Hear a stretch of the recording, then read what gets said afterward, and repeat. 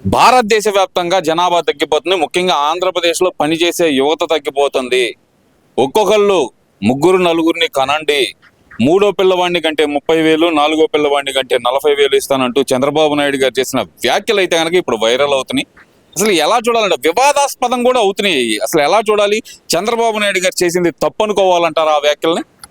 100% correct అండి. తప్పెందుకు అనుకోవాలి? నలుగురు ఉంటే కుటుంబం ఎంత ఆనందంగా ఎంత బాగుంటుంది. మేము నలుగురు అక్కచెల్లెళ్ళం, తమ్ముడు, నాకు నలుగురు మేనత్తలు, నాన్న, వాళ్ళకి అన్నయ్య, ఎంత కుటుంబం. మన ఇంటిలోనే ఎంతమంది బాగుంటారు, ఎంత బాగుంటుంది. ఇప్పుడు మేము నలుగురు అక్కచెల్లెళ్ళమైనప్పటికీ నలుగురం కూడా బాగా చదివించి ఎన్ఆర్ఐలు చేసాం. పిల్లల్ని డాక్టర్లుగా, ఇంజనీర్లుగా, లేకపోతే మన సాఫ్ట్వేర్లుగా చేసి పంపించాం అమెరికాకి. ఎందుకు తక్కువ? మనకి ఏం తక్కువ? రాజధానిలో కూలీలు అనే మాట ఎవరో గాడిదలు కాసేమో మాట్లాడుతుందంట. మరి ఆమె గాడిదలు కాస్తుందో ఏం గాడిదలు కాసేమో కాదండి, ఆమె లాయర్ రజని. రజనీ గారు మాట్లాడుతున్నారా? Okay, sorry. రజనీ గారు, మీరు కోర్టులో ఉండాలమ్మా. రాజధాని రైతులు బిడ్డలు ఎవరు కూలీలుగా లేరు. వాళ్ళు కూడా కష్టపడి చదివించుకున్నారు, చాలా ఉన్నతంగా జడ్జీలు కూడా అయ్యారు.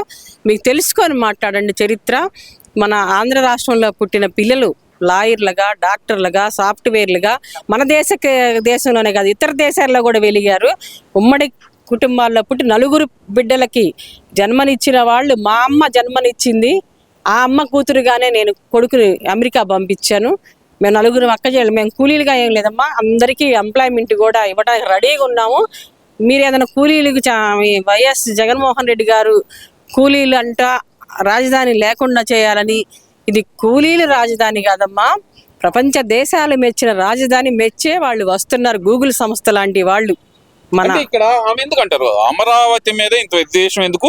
లేదంటే అమరావతి మీద విద్వేషం ఆమెకి, చంద్రబాబు నాయుడు గారి మీద విద్వేషమా, పిల్లలంటే విద్వేషం ఆమెకి? అమరావతి కోసం నువ్వు కూడా ఒకప్పుడు మాతో పాటు టవల్స్ వేసుకొని చేసావు. ఇప్పుడు ఎన్ని కోట్లు ఇచ్చి నీ చేత మాట్లాడిస్తున్నారు, అది ప్రజలకు తెలియాలా? రజనీ గారు, మీకు పవన్ కళ్యాణ్ గారు పెద్దపీట వేశాడు, ఒక చెల్లిగా ఆదరించాడు. ఆయన్ని కూడా మీరు మాట్లాడుతున్నారు. ఆయన మాట్లాడే స్టేజీ మీదేనా నేను అడుగుతున్నాను. రెండు చంద్రబాబు నాయుడు గారిని తిడతా ఉన్నారు మీరు.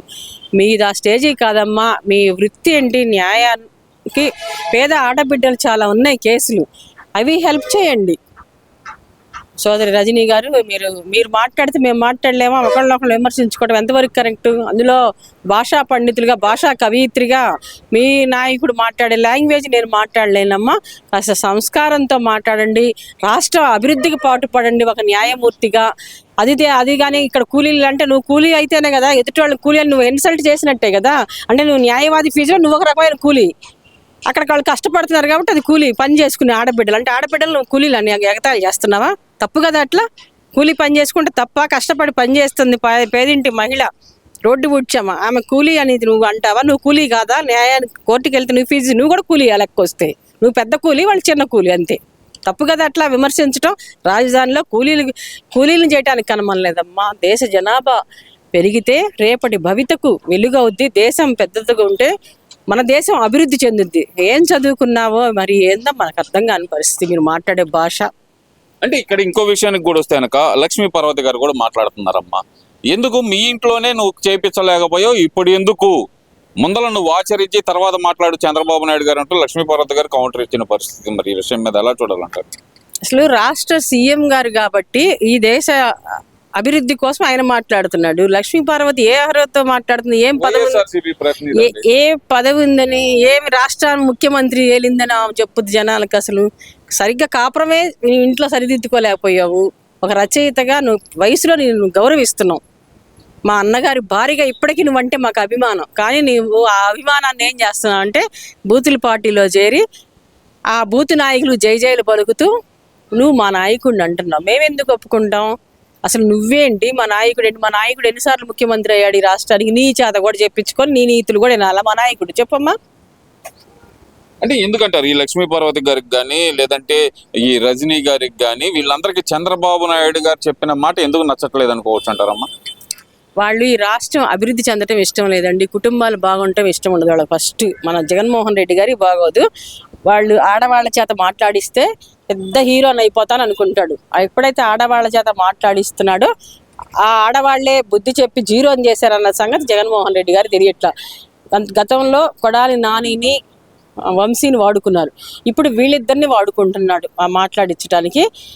వాళ్ళని టార్గెట్ చేయాలని చూస్తే లోకేష్ని కానీ చంద్రబాబు నాయుడు గారిని కానీ మీరు చరిత్రలో ఇక పైకి లేదు, 0-0-0, bye bye Jagan, bye bye Lakshmi Parvathi, bye bye Rajani garu అంటారు. అది ఇక్కడ ఇంకో విషయానికి కూడా వస్తే కనుక నిన్న ఈ రోజు వైసీపీ నాయకులు ధర్నా, పెట్రోల్ ధరల పెంపుపై ఎలా చూడాలంటారమ్మా ఈ ధర్నా కార్యక్రమాన్ని?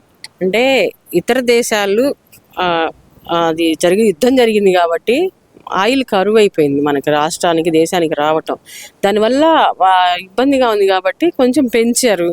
దానికి మీరు ధర్నాలు చేస్తున్నామంటే ధర్నాలు ఎందుకు, సైకిళ్ళు దొక్కండి. మళ్ళీ మీరు ధర్నాలు చేసి పెట్రోల్ గాజెట్ అంటే వాళ్ళు తెలుగుదేశం పార్టీ వాళ్ళు అనుకోవాలని అమ్మ మీరు అంటున్నా. వైసీపీ నాయకులు ధర్నాలు చేస్తున్నారన్న అంటే మీరు సైకిల్ దొక్కమంటారేంటి? గుమ్మడికాయలు దొంగ ఎవరంటే భుజాలు దొక్కట, సైకిల్ ప్రతి వాళ్ళు దొక్కొచ్చండి, ఒక తెలుగుదేశం పార్టీ సొంతం కాదు. కాతే మహానుభావుడు ఎన్టీఆర్ గారు గుర్తు పెట్టాడు సైకిల్ గుర్తని.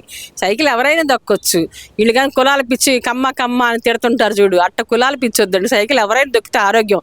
ఒక డాక్టర్ గారు కోడలుగా చెప్తున్నా, అందరూ సైకిల్ దొక్కండి, మంచి ఆరోగ్యం కూడా. అంటే ఇక్కడ ఎందుకంటారు, ఇక్కడ వైసీపీ నాయకులు ఇక్కడ ధర్నా చేస్తున్నా సరే ప్రజల నుంచి స్పందన ఎందుకు కరువు అయింది అనుకోవచ్చు అంటారు?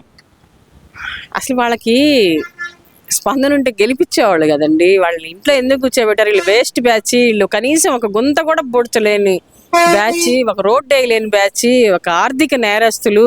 ఇంకా చెప్పాలంటే రౌడీల పార్టీ. తల్లిని చెల్లిని ఇంట్లో లేకుండా చేశారు, బాబాయిని లేపించారు, మళ్ళీ చూడపోతే డాక్టర్లు లేపిస్తున్నారు, రచయితల పైన దాడులు, నా పైన బూతులు. ఇవన్నీ చూసాం కదా మనం అసెంబ్లీలో, చట్టసభల్లో బూతులు, జనాలు. ఇది బూతుల పార్టీ కాబట్టి భూస్థాపితం చేశారు ప్రజలు. భూస్థాపితం చేశారని మీరు అంటున్నారమ్మా. మా అంబటి రాంబాబు ఏమంటున్నాడు, కాపు నాయకుడు సీఎం కావాలని కోరుకుంటున్నాం మేము అని అంటున్నాడు మా అంబటి రాంబాబు గారు. ఇదేంటంటారు మరి? ప్రజలకు తెలుసు ఎవరిని చేయాలో అనేది. చేస్తే ప్రజలు ఆనందిద్దాం. కాపు నాయకుడు మాత్రం వద్దనేది ఎవరు? నిన్నేమన్నా వద్దన్నావా అంబటి గారు? నువ్వు మంచోడు, నేను ఎన్నుకునేవాళ్ళు కదా, మేము ఎవరిని వద్దను.